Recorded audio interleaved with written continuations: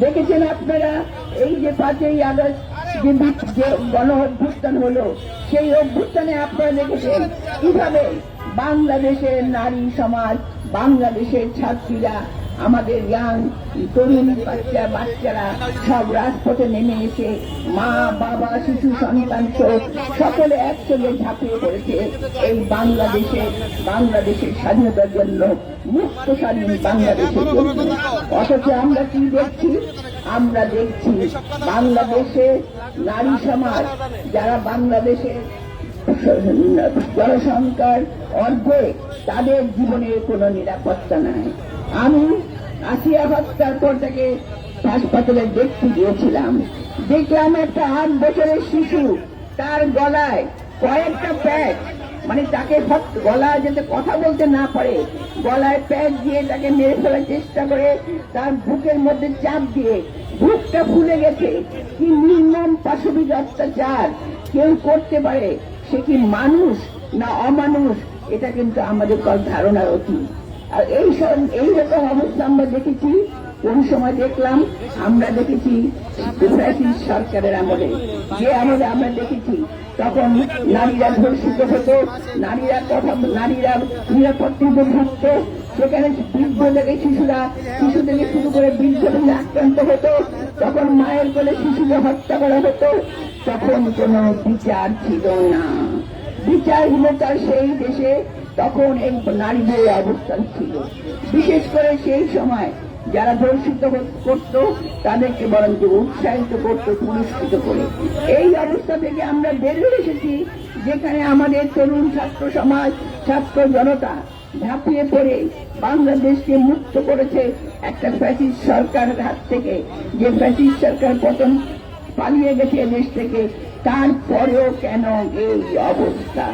কেন আমরা এখনো এই মুক্ত স্বাধীন বাংলাদেশে কেন আমরা নিরাপদে বাস করতে পারছি না?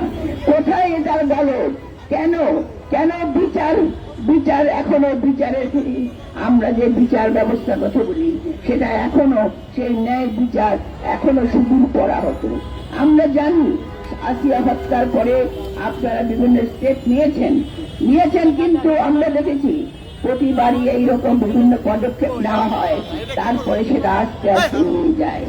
আপনারা দেখেছেন নুসরাত ফারুক থেকে শুরু করে গত ফ্যাসিস্ট সরকার আমলে একের পর এক নারী ধর্ষিত হয়েছে, কিন্তু তাদের যারা ধর্ষকারী তাদের কোনো বিচার হয়নি। এমনকি হত্যাকারী যারা, তাদের কোনো বিচার হয়নি। তার কারণ যারা খুন হত্যা করেছিল তারাই কিন্তু সেই সময় তারা ভক্ষক হিসাবে অন্যদের যে কাজগুলো করাতো। কিন্তু আজকে আমরা এমন একজনের হাতে তুলে দিয়েছি যাতে আমরা মনে করি শান্তির প্রতি। আমরা জানি ডক্টর ইউনূস, তার কাছে আমরা আশা করছি আমাদের দেশ এখন নিরাপদে থাকবে, আমাদের মা বোনেরা নিরাপদে থাকবে, সবাই মুক্ত স্বাধীন কথা বলতে পারবে। আজকে পেপারে দেখলাম, আমি সকালবেলা খবর করে দেখি গত 4 বছরে 7,000 শিশু সহ 43,000 নারী ধর্ষিত হয়েছে, তার কোনো বিচার হয় নাই।